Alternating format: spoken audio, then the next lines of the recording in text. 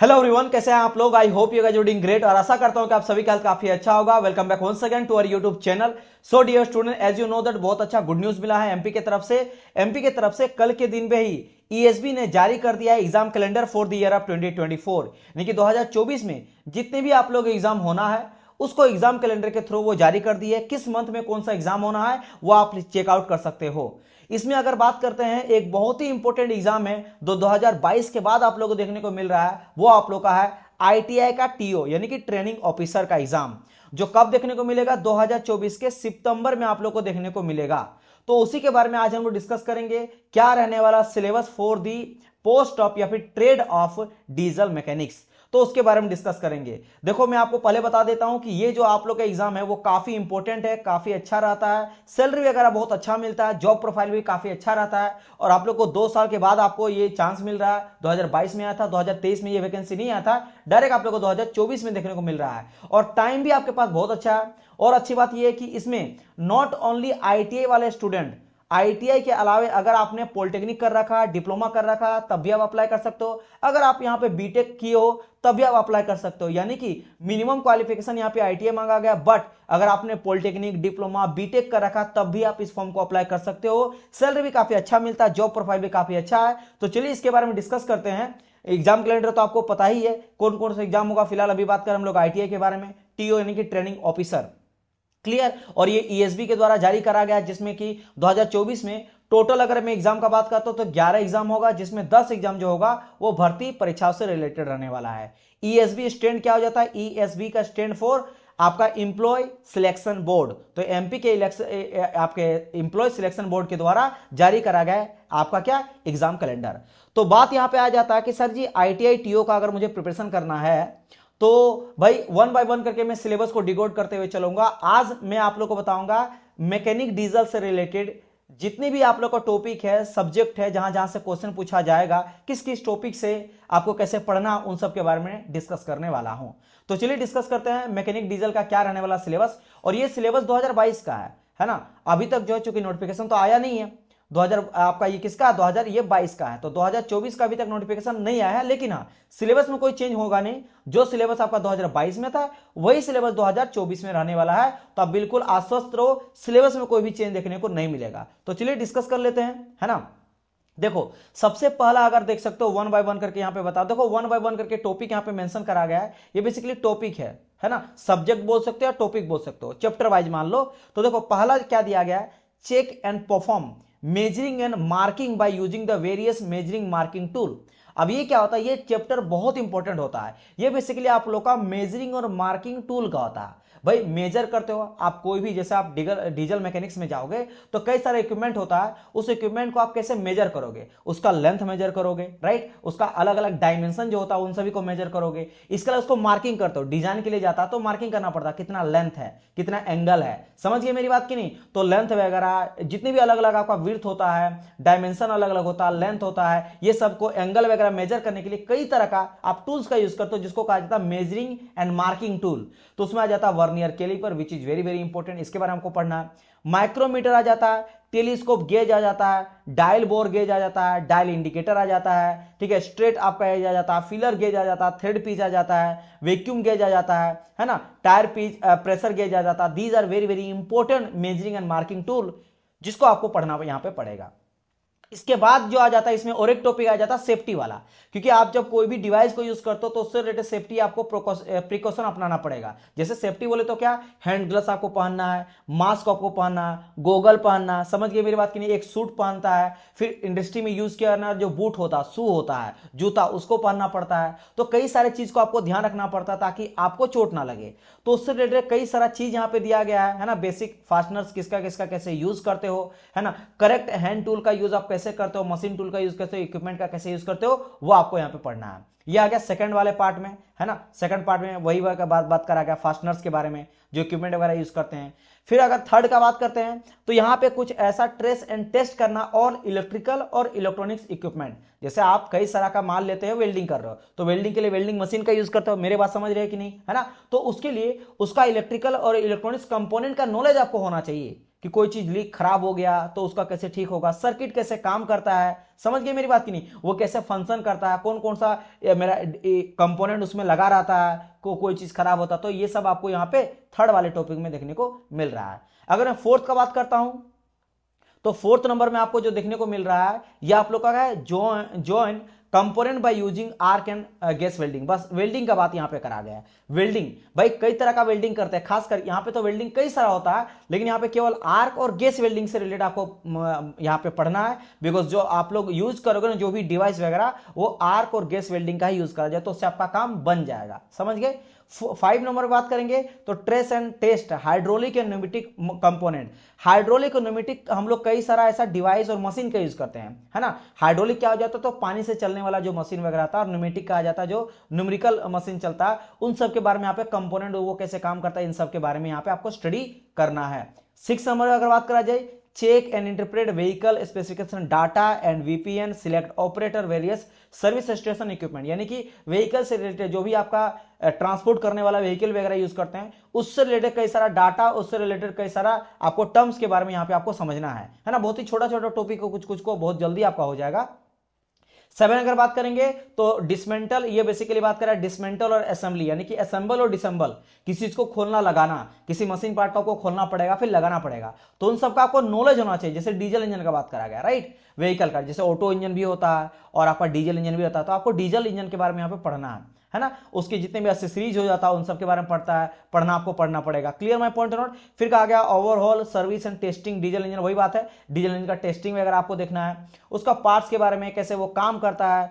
फिर अगर बात करा जाए लुब्रिकेशन वगैरह पे, कूलिंग लुब्रिकेशन, भाई मशीन पार्ट जब चलता है वो गर्म हो जाता है, तो कूलिंग करने के लिए हम लोग पानी का भी यूज करते हैं, है ना, जैसे रेडिएटर यूज करते हो कार वगैरह में देखते हो, और कूलिंग लुब्रिकेशन के हम लोग ग्रीस वगैरह भी यूज करते हैं, ताकि दो अगर मशीन पार्ट आपस में चले तो जब वो चलता है तो हाई फ्रिक्शन जनरेट होता है, जिसकी वजह से हीट आपका हो जाता है। आप हाथ को रगड़ते हो तो आप देखो हाथ आपका गर्म हो जाता है, तो दो मेटल पीस अगर आप हाई स्पीड में चलेगा तो क्या हो जाता है, वो इतना ज्यादा फ्रिक्शन जनरेट करता है कि वो मेल्ट हो सकता है, जिसकी वजह से हम लोग लुब्रिकेशन के लिए हम लोग कूलिंग यूज करते हैं और लुब्रिकेशन यूज करते हैं। कूलिंग के लिए हम लोग एयर का कूल करते हैं, वाटर कूल करते हैं, और फोर्स कूल भी करते हैं, नेचुरल कूल भी करते हैं, लुब्रिकेशन के लिए ग्रीस वगैरह यूज करते हैं, राइट। कुछ हम लोग सॉलिड भी ग्रीस का यूज करते हैं, सॉलिड बोले तो सॉलिड लुब्रिकेशन आज में आ जाएगा आपका, जैसे कि दैट इज कॉल्ड योर, जो आपका रहता है पेंसिल में, पेंसिल का जो निब में आपका रहता है मैं क्या, that is called your graphite. तो ये सब आपको पढ़ना पड़ेगा, राइट। तो कूलेंट वगैरह यहाँ पे आ जाता है। देन अगर बात कर 10 नंबर में, trace and test the intake and exhaust system of engine, वही बात है, इनटेक एंड एग्जॉस्ट करने का मतलब क्या है, इंजन का इनलेट से, जैसे अगर ऑटो साइकिल है, कई सारे बच्चों को पता होगा ऑटो साइकिल में क्या होता है, जहां पे ऑटो किस में जो पेट्रोल का होता है, जो भी आपका बाइक और कार है जहां पेट्रोल आप डालते हो, तो इनलेट के थ्रू, इंजन में जो इनलेट के थ्रू, इनलेट वाल्व के थ्रू आपका आता है फ्यूल, वो केवल और केवल क्या होता है, एयर और पेट्रोल दोनों होता है, इनके सब ऑटो साइकिल। डीजल जो इंजन रहता है जिसमें डीजल फ्यूल डालते हो वो आपका डीजल इंजन में चलता है, उसमें केवल और केवल इंटेक में केवल और केवल एयर आता है, बाद में डीजल डाला जाता है, ठीक है, क्योंकि ऑटो में स्पार्क प्लग का यूज करते हैं, जो चिंगारी का काम करता है, एयर पेट्रोल अंदर चल जाता है सिलेंडर के अंदर, फिर स्पार्क प्लग जो लगा रहता है ना ऑटो वाले साइकिल में, ऑटो समझ गए ना, ये जिस चलता है पेट्रोल जो यूज करा जाता है वो इंजन जिस साइकिल में चलता है उसको कहते हैं ऑटो साइकिल, और जो डीजल फ्यूल जहां पे यूज करते हैं वो जिस साइकिल में चलता है उसको कहते हैं डीजल साइकिल। तो उन सब के बारे में एग्जॉस्ट और इंटेक, फ्यूल कैसे दिया गया उसको इंटेक कहते हैं, और जब वो जल के राख हो जाता है तो धुआं के रूप में निकलता है ना साइलेंसर से, वो आपका एग्जॉस्ट हो गया। तो वो कैसे काम करते हैं उन सब के बारे में लोग पढ़ते हैं। अलग अलग जो वाल्व रहता है, जैसे inlet valve, exhaust valve, port काम करते हैं हम लोग। अब 2 स्ट्रोक आपका पढ़ेंगे, 2 stroke petrol engine, 2 stroke diesel engine, तो वहां पे आपका पोर्ट रहता है ना, मैनफोल्ड वगैरह रहता है निकालने के लिए, साफ वगैरह करने के लिए, इस सब के बारे में पढ़ेंगे। 11 नंबर में आ जाता क्या, service diesel fuel system and check, है ना, प्रॉपर फैसिलिटी, वही बात है कि भाई फ्यूल वगैरह कितना तरह का फ्यूल सिस्टम का यूज करते हैं डीजल में, उन सब के बारे में स्टडी करना। अगर बात करते हैं 12th नंबर में, तो यहाँ पे देख सकते हो plane and overall the stationary engine and governing check, वही बात है कि इसका गवर्नर वगैरह कैसे काम करता है ना, ये सब के बारे में पढ़ेंगे। Then monitoring the emission of vehicle and exhaust different operation option, okay. यहाँ पे आपका अलग अलग तरह का, जैसे एग्जॉस्ट गैस जो निकल रहा है आपका साइलेंसर से, तो कई सारा हार्मफुल गैस निकलता है जो इन्वायरमेंट के लिए खराब है, जैसे ओजोन लेयर के लिए खराब है, हम लोग के लिए खराब है। हम लोग अगर इनहेल कर लेंगे कोई चीज तो वो हमारे हार्ट के लिए प्रॉब्लम कर सकता है, हमारे बॉडी के लिए प्रॉब्लम कर सकता है, यहाँ तक कि बर्ड्स के लिए प्रॉब्लम हो जाता है, आप ट्रीज के लिए प्रॉब्लम हो जाता है। तो जितनी तरह का आपका हार्मफुल गैस निकलता है उन सबको आपने स्टडी करना है, उसको कैसे प्रिवेंट बचाया जा सकता है सबको, उसके बारे में हम लोग देखेंगे। फिर अगर बात करेंगे कैरिएट ओवरऑलिंग द अटेंशन सेफ्टी मीटर, वही बात है, अल्टरनेटर और सेफ्टी जो हम लोग मोटर वगैरह यूज करते हैं वो देख लेंगे। देन अगर बात करेंगे यहाँ पे diagnosis rectify the defect in L, okay okay okay okay ठीक है, वही बात है। आगे बढ़ जाते हैं, रीड एंड इंजीनियरिंग ड्राइंग, अच्छा ये थोड़ा इंजीनियरिंग ड्राइंग वाला यहाँ पे आ जाएगा, हम लोग को पढ़ना है। देन डेमोन्स्ट्रेट करना basic mathematical concept and principle performing the practical operation, उसी से रिलेटेड है। Understand and explain the basic science in the field of study, मतलब कैसे काम किसी आप इंडस्ट्री में काम करते हो तो किस चीज का ध्यान रखना चाहिए, इन सब के बारे में देखेंगे।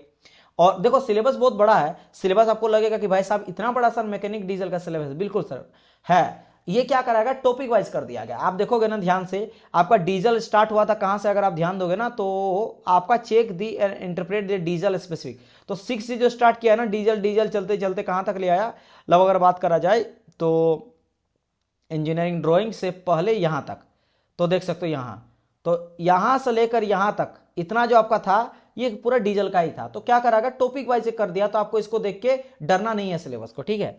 फिर यहां पे क्या गया, flow according to heat load, चलो ठीक है, हीट लोड के बारे में जानना। Perform servicing the evaporator and chill, यहां देखो इवोपरेटर का कहानी आ गया, मतलब ये धीरे धीरे किस में जा रहा है, ये जा रहा है आपका आरएसी की ओर, है ना। इवोपरेटर वगैरह जो काम करता है, जैसे एसी घर में आपका होता है ना रेफ्रिजरेटर, तो वहां पे इवोपरेटर का काम क्या होता है, फूड आइटम से हीट को लेने का काम।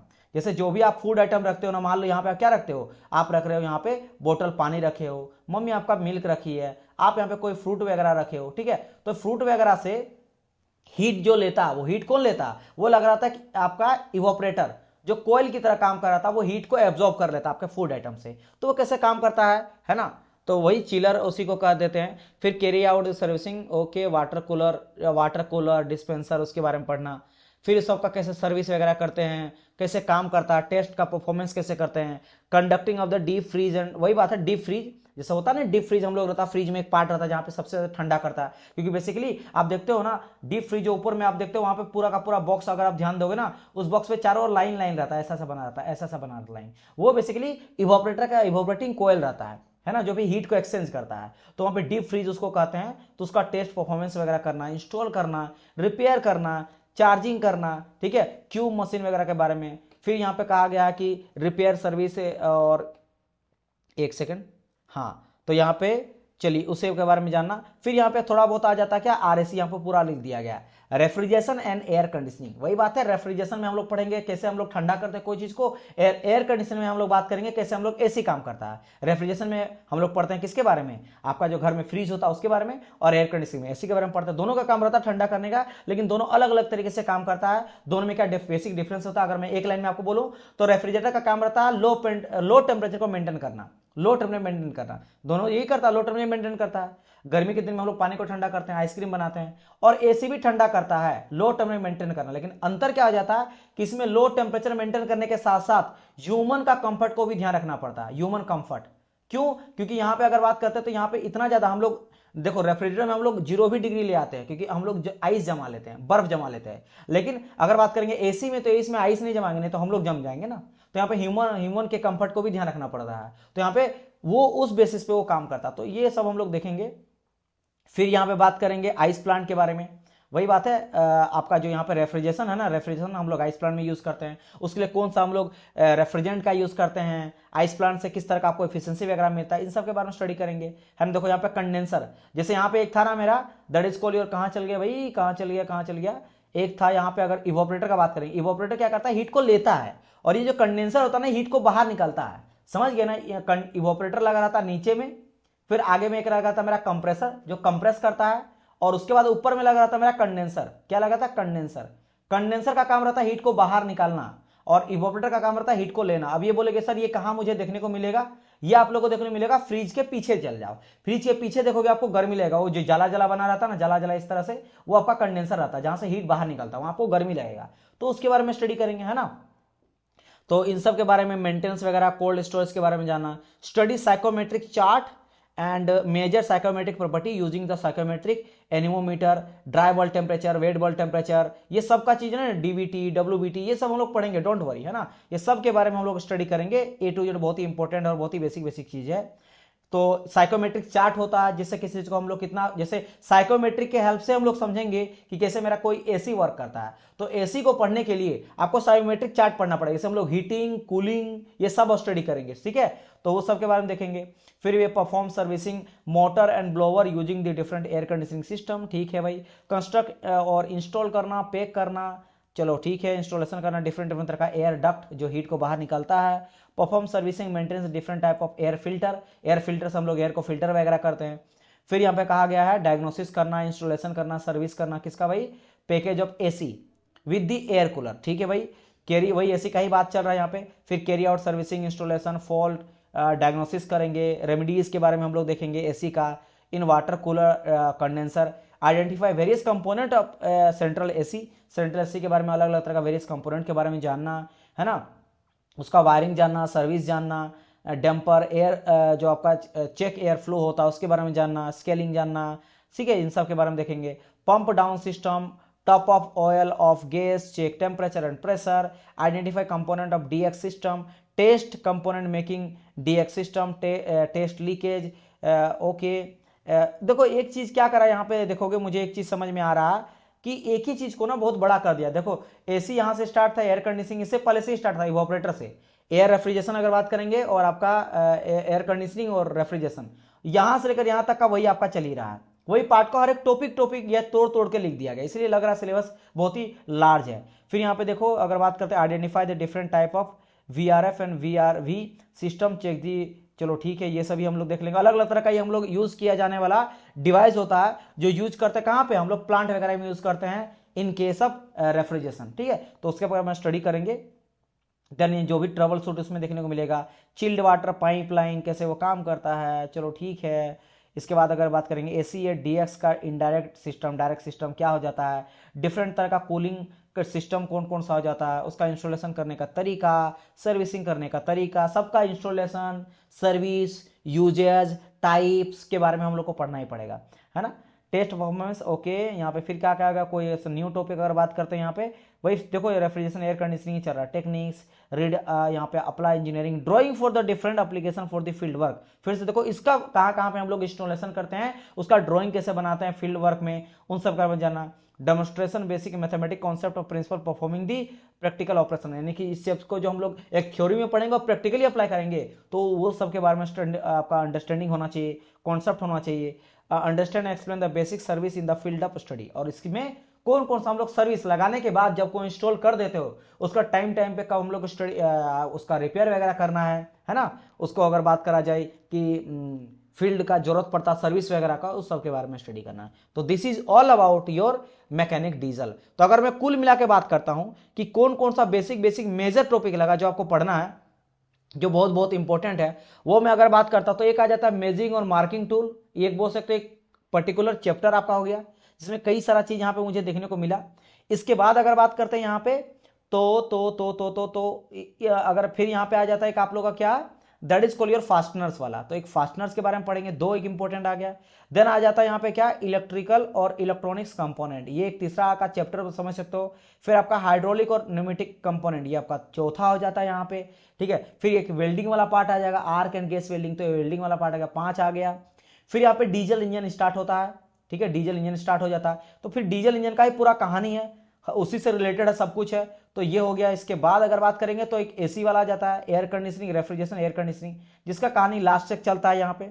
और कुछ यहाँ पे एक्स्ट्रा चीजें आ जाता है जो हम लोग पावर प्लांट वगैरह में यूज करते हैं, है ना। जैसे आपका हो गया यहाँ पे डीएक्स सिस्टम हो गया, है ना, वीआरएफ हो गया, वीआरवी हो गया, ठीक है, एफसीयू हो गया, ये सब हम लोग स्टडी करेंगे। तो ये कुछ चीजें हैं जो आप लोग को देखने को मिलेगा, है ना।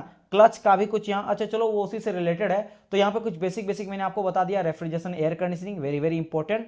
फिर आ गया वेल्डिंग के बारे में, इलेक्ट्रॉनिक और इलेक्ट्रिकल कंपोनेंट्स के बारे में, मेजरिंग मार्किंग टूल के बारे में, फास्टनर्स, और यहाँ पे एक सेफ्टी वाला भी आ जाएगा, सेफ्टी प्रिकॉशन के बारे में, है ना। फिर यहाँ पे हाइड्रोलिक न्यूमेटिक मशीन के बारे में, और डीजल इंजन। तो डीजल इंजन का बहुत बड़ा टॉपिक मुझे नजर आया, ये पूरा पूरा डीजल इंजन का था, और रेफ्रिजरेशन का भी बड़ा था। तो ये आपको बहुत बड़ा टॉपिक है, और बाकी कुछ कुछ जो मैंने बताया वो छोटा छोटा, और भी कुछ कुछ बीच में है, तो उन सब के बारे में लोग स्टडी। और हाँ, एक आ जाता आपका, चलो यहाँ पे मैंने ले ही लिया, एयर कंडीशनिंग। तो चलो हो ही गया, इसी में साइकोमेट्रिक चार्ट वगैरह उसी में आ जाता है, एयर कंडीशनिंग में ही भी आ जाता है। जो बच्चे मैकेनिकल के हैं, डिप्लोमा बीटेक किए, उनको पता है कि एयर कंडीशनिंग में से सब कुछ हम लोग पढ़ते हैं, है ना, सबके बारे में तो आइडिया होगा। आईटीआई वाले होंगे उसको भी पता होगा, डिप्लोमा वाला है। तो यहाँ पे तीनों बच्चे अप्लाई कर सकते हैं। तो this is all about your diesel mechanics. मैंने यहाँ पे कुछ इंपॉर्टेंट आपको बता दिया, सब्जेक्ट वगैरह कैसे क्या करना और कैसे क्या पढ़ना है। तो उम्मीद करता हूं आप लोग के लिए काफी ज्यादा हेल्पफुल रहा होगा। हम लोग लाएंगे और आपका और जो भी आपका सिलेबस है ट्रेड वाइज, मैं आप लोग का मैकेनिकल से रिलेटेड, जो मैकेनिकल वाले बंदे हैं, मैकेनिकल हो गया, ऑटोमोबाइल हो गया, प्रोडक्शन हो गया, है ना, जो भी अप्लाई कर सकते हैं, कई सारा, नॉट ओनली मैकेनिकल, जैसे मैंने कहा ऑटोमोबाइल भी अप्लाई कर सकते हैं, प्रोडक्शन वाले भी अप्लाई कर सकते हैं, कुछ और भी है, डीजल मैकेनिक की है वो कर सकते हैं। तो वो सबका मैं वहां पे करूंगा सारा सिलेबस। तो आप लोग का कुल मिला के 5 जो आपका ट्रेड है जो मैकेनिकल वाले के लिए है ना, मैकेनिकल वाले जैसे मैकेनिकल होगा, ऑटोमोबाइल होगा, इस तरह से 5 ट्रेड आप लोग के लिए होगा। तो 10 आपका टोटल ट्रेड निकलता है, उस 10 में से 5 तो केवल मैकेनिकल के लिए ही है। तो सबसे अच्छा चांस तो यहाँ पे मैकेनिकल वाले कैंडिडेट्स है। और यहाँ पे देखो, आप बड़ा छोटा मत मानना एग्जाम को कि सर मैं डिप्लोमा वाले जॉब के लिए ही जाऊंगा, जेई वाले के लिए जाऊंगा, या फिर असिस्टेंट इंजीनियर के लिए जाऊंगा, मैंने बीटेक कर रखा। नहीं बाबू, जैसा भी हालत है ना कि एक एग्जाम जो होते होते 3-4 साल निकल रहा है, अगर टाइम आपको मिल रहा है, अगर वैकेंसी आ रहा तो भर दो।